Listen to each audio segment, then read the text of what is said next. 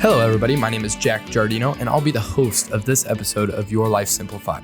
In the realm of managing finances, there are some key issues that are unique to women, whether that be why it is so important to empower women to take control of their financial future, or the fact that women statistically live longer than men.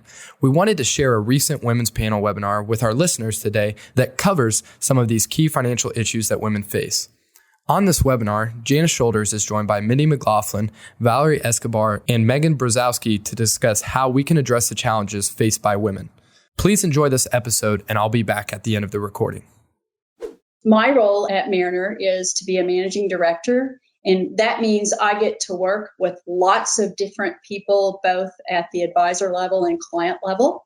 So it's a real privilege for me to get to help these ladies share their expertise and why they are so very passionate about what they do.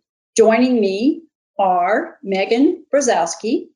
Megan is a CFP, Certified Financial Planner, a Certified Divorce Financial Analyst. She has an economics degree from St. Lawrence University. And a fun fact about Megan is she's the manager for the New Jersey Colonials boys ice hockey team. I'm sure she could enlighten us a lot about some pretty cool and fun stories about that. We also have Valerie Escobar, who is also a certified financial planner. Valerie is a graduate of Virginia Tech. She has a bachelor's in international business, cum laude. She is the den leader of her son Logan's Cub Scout troop and an avid yogi. We also have Mindy McLaughlin, who is also a certified financial planner. Mindy has a bachelor's in finance and economics with honors from Miami University and an MBA from the University of Cincinnati. She's a travel junkie, which may not sound all that unusual, but she's a travel junkie in spite of the fact that she has to take Dramamine to be one. So that means she really likes to travel. Okay, we should get started, don't you think? Valerie, can you walk us through why women's issues are so unique and challenging and why we need to be having this conversation? Absolutely. Of course, all groups of people, any individual has their own, obstacles, things that they're going to confront. Women's issues have a special place in my heart just because of my mom. Grew up with a single mom, an immigrant. We came from El Salvador. And so having a second language plus a degree, education that doesn't actually count in this country, all made for a really difficult time for her. And I just grew up feeling that I wanted to help other women that were in that same situation not have to, confront it in that same way. And being better educated and having a way to conquer those issues just was the motivation for being in this career. And so when we think of women, there are lots of issues that are biologically or statistically attributed to us. For example, women live longer. The longer you live, the more money it costs. If a woman had a male partner throughout their life, then there's a good chance that that partner won't be there near the end. Another issue is that women, are anywhere from 2 to 4 times more likely to be caretakers. So either leave the workforce for children or to take care of parents. And so that makes it hard to meet financial goals if there's not an income. One of the last things I think that is really working against women is just that the wage gap issue. Women tend to, they have degrees and a higher rate actually than men, but then they go into the workforce and get jobs that are equivalent to their male peers, but are paid less. And so all of those things are just really unique and they can be addressed, which is why I think it's so exciting to work here with all these other women that do have answers to those problems. Good backdrop, and lots of work we need to do to compensate or make up for that, don't we? Absolutely. So, Mindy, we hear the term sandwich generation, and that typically refers to women, doesn't it? Helping their parents and their children at the same time. Can you talk about this a little bit and maybe give us some coping tips? Sure. I think I fall into that. So I have 3 children. My 2 older children are now out on their own, but as anyone who's walked in my shoes before knows, it doesn't stop there. They're still calling mom to talk about things like getting married or buying their first home and that type of thing. My 3rd child went off to college last year, and I was so excited because I thought I was finally going to get a little bit of my life back. And then all of a sudden, COVID hit, and he has been back and forth multiple times over the last year and a half. But I'm looking forward to a little break at some point. But so that's on the one end of the sandwich, if you will. And then, of course, there's life and working and that type of thing that takes a lot of my time. But then on the other end, and this is a kind of a newer thing for me, both sets of my parents and my husband's parents are alive, thankfully, but they're all in their 80s. And as we've all heard and seen, and now I'm finding, that presents its own challenges. So, they're talking about, moving, and they need help around the house. And sometimes, there are medical issues, whether that's taking them to the doctor or advocating for them, just kind of trying to better understand the situation that they're in and so forth. And certainly with COVID, I would say for both ends of the sandwich, if you will, one of the things that I found is critical that I would encourage everyone to do is make sure that you have got healthcare and financial powers of attorney for not only your parents and so forth to help them, but also children over age 18, because the doctors and so forth, they won't talk to you. So that's very critical and easy to do. But I think that's very important to get that taken care of. And I know Megan is going to talk a little bit about some other things relating to working with your parents and planning with your parents. And I'm also going to be talking a little bit about long-term care as we go along. But it's women have a lot on their plate. One of the things I know collectively we've spoken about and often counsel or mentor younger women or women that are struggling to kind of balance all of these things. It's really tough to do it all. And I'd be kidding you if I said I could do it all. It's important to get some help. But one of the things that we want to just make sure, certainly in light of the day we're celebrating today, is, often women, as Valerie mentioned, are the caregivers and so forth. But before you step away from a job or a working opportunity that's providing income for your family, you really need to think about everything. It's not just the lost wages, but also, many companies pay for healthcare. They often provide a stipend or some allocation into like a health savings account. Certainly there's the 401k matches. And then the biggest thing really that we've been talking about, certainly over the past year, is what I would just call relevancy. This day and age, if you step away and with the intention of coming back later, that could be really difficult because with technological innovation, things are moving at a pretty rapid clip. And, I know myself personally, I've had to really up my game in terms of software and tools and those types of things. And that's a blessing and a curse, because I do think for some women now today, because of technology, it is easier to still keep your foot in the door. Maybe you can't do full time, but I know a lot of places that offer job share or a part-time type of an approach. And we would really encourage women to the extent that you can. And obviously this is a personal decision, but because of the relevancy factor, as well as the hit that you can take to your financial situation, we would encourage you to explore that. And, we've found, and the studies would bear this out. I know Valerie's done some research on this too. Women are coming out of college, I think in many cases, with higher degrees or more degrees even than men. And there's a lot they can add, I think, to the equation. So, really know your worth and advocate for yourself. Oh, I like that. Stay in the game, if at all possible. And it kind of goes with that old adage, you miss 100% of the shots you don't take. Ask them if you can't have a little more flexibility or go part-time. Thanks, Mindy. Megan, two of the most stressful events a woman can face are divorce and death. Can you walk us through those life events and some actions to take or avoid? Sure. And I think from what Valerie and Mindy were saying before, statistics show that whether we want to or not, women are gonna outlive men statistically. And even if you don't want to take care of finances, you may be forced into it later on in life. So a couple couple differences. So with divorce, whether you're the one initiating the divorce or your spouse is initiating, it kind of puts you in a different situation. Working with a lot of women that have come in, not, they weren't the ones realizing, or they weren't the ones initiating, and just kind of the deer in headlights, where do I start?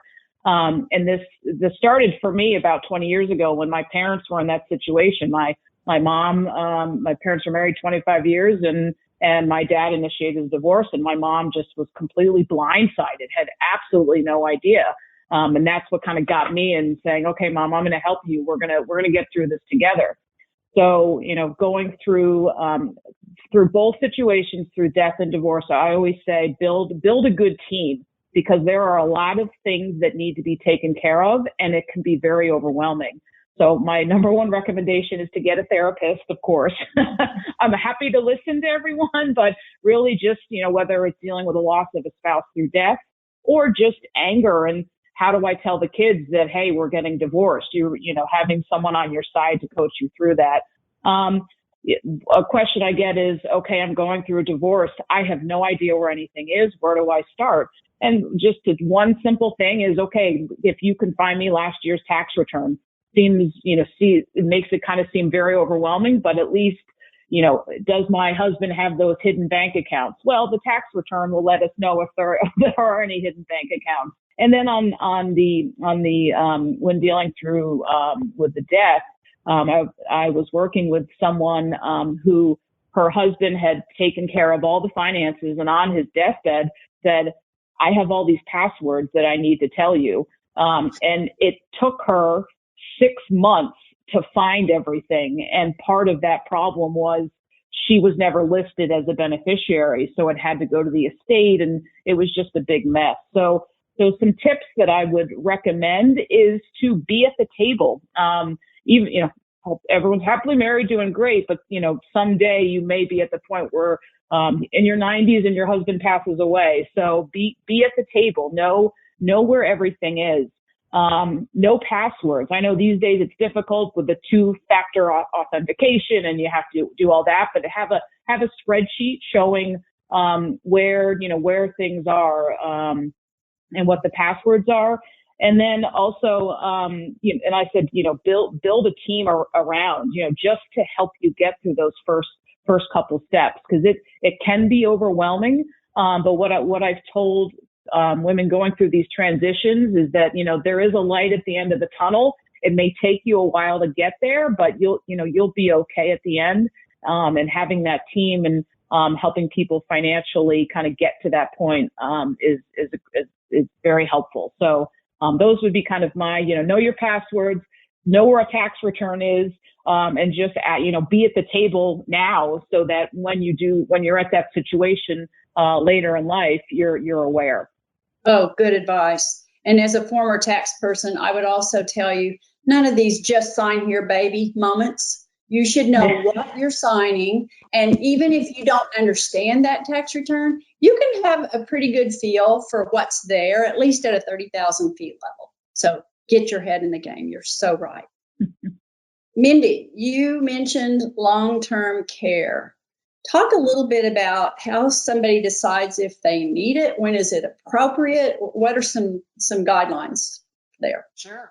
Yeah, this probably comes up, I would say, almost in every meeting. It's a hot topic. It's getting a little more play in the media, certainly as baby boomers are retiring and people are living longer and so forth. But long-term care, kind of the rule of thumb in terms of whether you needed it or not, used to be if you had assets below $1.5 million to $2 million, that was often the time where you might want to explore it. Now, I would make the case, based on my experience, that it's a very personal decision, and it really depends on what your legacy goals are. I have a lot of clients who own long-term care policies that have way north of $2 million in assets, and the opposite is true. I have some clients that want to be spending their last dollar on the way out, and they don't really care about leaving much of a legacy. But so it's a very personal decision. But a couple of facts, I think nationally today, and again, this is a moving target, but the average cost of care for long-term care is about $7,000 per month, or well north of $80,000 a year, if you need care. So it's expensive. We're talking big dollars here. And I think the average time, and again, you've got a huge range here, but typically what the averages would say is that men would need that for about 11 months, and women would need that long-term care for about 18 months on average. So, it's often not as long as you might think, but again, there are plenty of examples that would show longer time frames. Now, certainly, a big thing that comes up that we always like to mention to our clients is whether or not there's a history of dementia or Alzheimer's in the family, because those are very long-term illnesses. And if anyone has been through that with a loved one before, that it's devastating on a lot of fronts, especially financially. And so, when we talk to clients about when is the best time to buy that, generally speaking, the pricing is going to be much more reasonable when you're younger and in better health. So, I think in a perfect world, perhaps in your 50s, you might start to explore that. Now, the issue with that is, and many people in their 50s still have kids going to college, and, there's a lot of big ticket items that you're paying for, and so forth. So oftentimes that's not something that they deem affordable at that time. The problem is the older you get, it becomes more expensive. And certainly once you've had some kind of a chronic illness manifest itself, if you have a heart condition or some other things that come into play, then those policies can be very expensive. What we've found is that over the years, and I've seen this in my career, these long-term care policies have gotten a little better. There are what we call hybrid policies available now. It used to be if you had a long-term care policy and you never tapped into it, once you passed, it was gone. There was no benefit. The money, it was a sunk cost. But now there are some hybrid policies that attach a life insurance rider to them, such that if you don't use the long-term care benefit, when you pass, there can be some assets monetized and a life insurance death benefit to your heirs. So that is absolutely worth exploring. I think, and honestly, what a lot of people will do when we meet with clients, we always run financial projections. We look at all their sources of income and expenses, talk a lot about lifestyle, and then really you have those hard discussions about, okay, how are you going to protect yourself? What's important to you? And many times people will carve out a certain dollar amount that's allocated for those types of things. And so you may self-insure part of it, but then perhaps have a policy to cover part of the benefit. So, it's critical, I think, that clients or prospective clients come to someone like us at Mariner, who we are a fiduciary.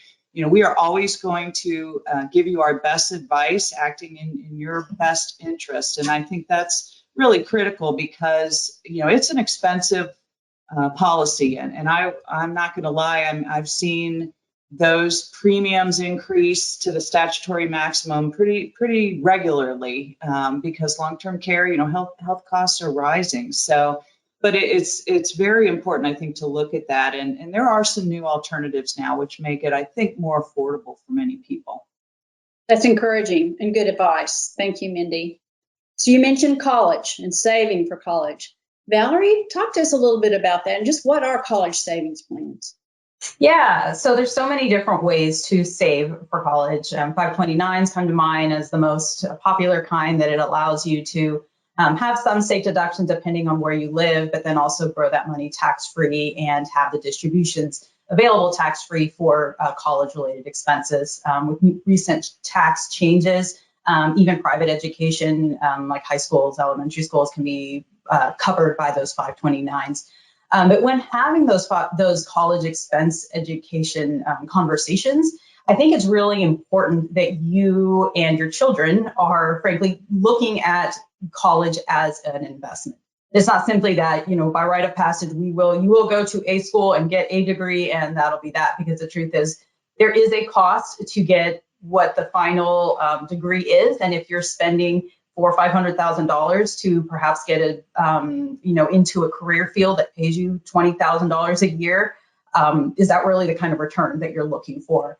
And then also remembering that parents are going to have to retire one day, right? And you can't finance your retirement, whereas children are able to finance their education. That's a hard pill to swallow for a lot of people, but keeping that in mind that, probably your children would rather pay for their school loans than having to pay for, your long-term care. As a parent, I definitely don't want my son paying for me in my old age. And so, and there's so many ways and so many things that come to mind. Like my son is 8. I have no idea. I think he's extremely bright and studious sometimes. But the truth is we don't know, right? So there's just so many options that you can save outside of a 529 and just having flexibility. And so that's why that conversation with your planner, I think, comes to mind and is so important. Good to get a thinking partner on those topics, isn't it? Absolutely. Okay, so this sandwich generation world we're in, and Megan, help us with how we can get everybody to get their parents' house in order and have that tough conversation. What words of wisdom you have there? Sure. So it's interesting looking at the different age groups. So working with younger clients when building out their financial plans and saying, okay, well, whether you're saving for your kids' college or you're saving to buy the second house or whatever their situation is, one of the questions is, are your parents financially stable? Do you need to help them later on? So that kind of forces kids, I say kids, 30s, 40s, 50s, to have the conversation with their parents to say, hey, mom, dad, I'm doing my own, family financial plan. Are you guys okay? Are you going to need help down the road? And just asking it, having that conversation so that, hopefully it's a little less awkward because you're focusing on yourself and wondering if, do I need to plan to help you guys down the road? And then on the flip side, for clients that are, have their kids, the kids are 30s and 40s and 50s. And, it used to be where the parents did not let their kids know about their assets. Right. I think that's changing now because of their, family personal situations where you've gone through something and I had no idea what mom and dad had. It was a nightmare. I'm not going to put my kids through that same situation. So, whether it's I had a client who didn't have any kids, but she was leaving all her assets to her nieces and nephews. She actually left a Post-it and said, call Megan. She can help walk you through everything. So, it's something as simple as that. I maybe recommend to do something a little bit more formal, but it worked. The niece called me up and said, hi, my aunt said, call you. She just passed away. And I, was like, oh God. And also I was also in a situation where the siblings got along, working with an older client, siblings, or older person, siblings got along. And, but the daughter-in-law was the issue. So there was some tension. So we ended up having a sit down meeting and just saying, here's everything, that mom has. So everyone was aware. So it just, it's having the conversation depending on what situation you're in. Yeah. And it's nice to have a financial advisor to facilitate and kind of take the emotions out and keep it at a higher level, isn't it? Yeah. I loved it. And when you ask your parents if they're going to need help and if they say no, can you prove it? Can you show me?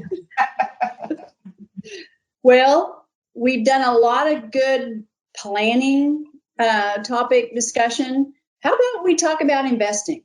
Either just how do we get started, investing 101? Valerie, why don't you launch us? Yeah, absolutely. The main way, well, I should say there's really 3 big things that I would say are the most basic, simplest, and hardest pieces of investing advice. The first one is start now. Don't try and guess when the best perfect time is. Start now. Time is always going to be your biggest advocate. Compounding interest and there's just a lot of science and research that goes behind it. But starting now is the best way to do it. A lot of people will have a retirement plan at their work. So either a 401k, a 403b, 457. There's so many different ways. to get invested. So either at work, you can start deferring money from your paycheck. We always recommend that you at least take the free money your employer is giving you as far as whatever they're matching, but generally you're going to need to save a lot more. The second thing is stay diversified, which means invest in a little bit of everything. Being successful as an investor does not mean trying to pick which is the next Tesla stock. And it doesn't have to be complicated. Oftentimes in retirement plans, there are what's called target date funds. So it's simple as saying, I'm going to retire this date, I'm going to invest there. It's not, it's a great way to start. If you work with a planner, they can help you create a diverse portfolio, but keeping it diverse is extremely important. And the third thing that I would say is to stay the course. Emotionally, we can get distressed when the markets are going up and down. I would say that women have the advantage of being really good investors because a lot of times they're just not paying attention to what's going on in the investing world because they're busy. We've got so many things to do. And that's great. The last thing we want is for our clients stressing out about that because we're the stressor and we're going to stress on it for you. Yes. And they do say that you can do more damage by moving too quickly and too often than by sitting tight, right, friends? Absolutely. And last year was just the year just a case study of, it was fast and furious on the way down. And then all of a sudden it recovered. Nobody was guessing those exact dates. And so the most successful investors last year did nothing. So you mentioned volatility. And to me, that brings up the topic of risk reward. So Mindy, when we say risk reward, what are we talking about? That is really an important topic, especially now. Usually you talk about risk in terms of, I guess the old adage was women are much more conservative, risk averse. They didn't want to take risk. But the reality is in this environment we're living in today, you really have to take some risk. So let me back up a minute. So the riskiest assets, I should say that stocks are viewed as riskier than bonds. I think everybody knows that. But today, if you have paid attention to your bank account lately, you know that you're not getting paid much interest by staying in cash or by staying in CDs or savings accounts, money markets, any of that. And what's happened is because of the pandemic and what the Fed has done, interest rates even on bonds, which typically, can be, at least the kind of bonds we buy, very high quality conservative investments, those aren't in many cases even keeping up with inflation. So when we talk about risk and reward, we want to make sure that investors understand that one of the risks is keeping up with inflation. And so in this environment, you really do need to have exposure to stocks or equities. And one of the things, and I think Valerie just mentioned it, that doesn't necessarily mean you're going to put all your money on Tesla or SolarEdge, or we've all heard the stories lately about GameStop and what was happening with that and so forth and how volatile it was. What we're talking about with our clients is creating a plan, a disciplined plan. And as Valerie said, it's one where you generally stay the course because your return can be cut in half if you miss, the 5 best trading days in a very long-term time frame. So, we are looking at high quality companies. In many cases, it's very practical and possible to find high quality stocks that pay a nice dividend that will grow over time, that can really keep up with inflation and give you some growth because as we've been discussing, in many cases, women have not saved enough or they haven't taken enough risk or been in the more growth oriented assets and they live longer. So we need to really start early and save often. I always tell, I've told this to my kids, I tell this to clients, pay yourself first. If you're working, pay yourself, and you do that by saving in your 401k plan. Certainly as Valerie mentioned, at least to the extent where you're going to get the match that the company's given you. But in many cases, women aren't really they don't even know to the extent that they can save, and they can put a lot more away. And the studies would show over time, if you do that at an early age, I mean, you can amass quite a lot of wealth down the line. And especially if you invest with a nice mix of growth, stocks as well as more conservative investments. But I think Valerie also mentioned it's important to be diversified, and that's a hallmark of our process. We are absolutely long-term investors, and we are taking a look at what's happening in the economy and trying to guide our clients through that. But it's very important to just because women say they're conservative, I think oftentimes that's because they don't understand stocks and so forth. And it's not anything to be afraid of. It's a great investment that can really serve you well over the long term. Words of wisdom. Megan, anything you might care to add? One thing that I've noticed, it's called with working with clients, especially women, the sleep at night factor, where there's enough going on in the world that you want to be able to sleep at night, and then to have your investments when the market goes down. So one thing I've worked with clients is saying, hey, you know what? Let's take a little bit more risk if you're comfortable with that in your portfolio, but let's keep maybe 12 to 18 months worth of living expenses on the side, so that you can still you have money there. When the market is going down, and the next time it will go down, because that's how markets work. That has helped a lot of women that I work with give that sleep at night factor, knowing that you do have some cash on the side along with a riskier portfolio. That too is very wise. And I'd like to move to our last structured question, which is, do you know what your most valuable asset is? It's you.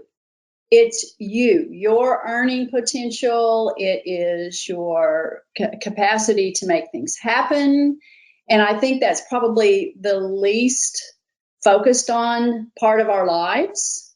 So as we talk about knowing your value, Valerie, you want to launch our conversation in this area. How can we be advocates for ourselves? Yeah, I think one of the top ways to do that is first understand what you're trying to accomplish. I know as personally, sometimes I have trouble arguing for myself because I don't necessarily think that I'm providing something. But if we sit down with clients, and often we say, well, these are my goals, and these are very reasonable goals. They want to always have a roof over their heads. They want to be able to never eat cat food. They want to, feed their children. These are very reasonable goals, but to achieve those goals, it's going to require most of the time an income from somewhere. And so when we sit down, we say, these are our goals. This is how we're going to get there. This is when we want to get there. Now, what is that income that's required to achieve those goals? What kind of benefits do you need to have from your employer in order to do those? Having that number in mind, I think, is a powerful weapon that a woman can walk into a potential employer, perhaps their current employer, and say, this is what I need. This is what I think I deserve. Because I know for me, I have an easier time fighting for someone else than I do for myself. And so with those goals, I can say, I'm actually coming here talking to my employer on behalf of my son, of my family, of people that I love and care for. So that's where I would, the top place to really remember your own value.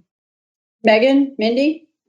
I think know your value. I think know what you're good at and know where you need help. And this has been brought up a couple of times, and I'm totally guilty of this myself. It's okay to ask for help. You don't need to figure it out all on your own. And again, I need to write that. I'm writing down that for myself. But know what you know and know what you don't know. It's all about self-awareness. So that's really something powerful.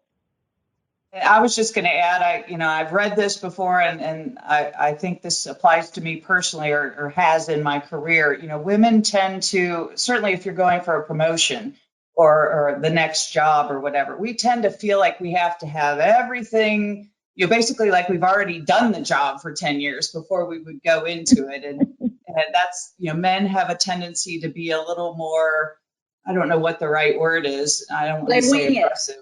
They wing it. Yeah, they wing it. And they go if they don't meet the qualifications, they wing it. Yes, and I think we need to be a little more assertive, as Valerie said, and oftentimes I do think women in the workforce, there's such an incredible balance when you have more diversity. I've seen that play out. Better decisions are made.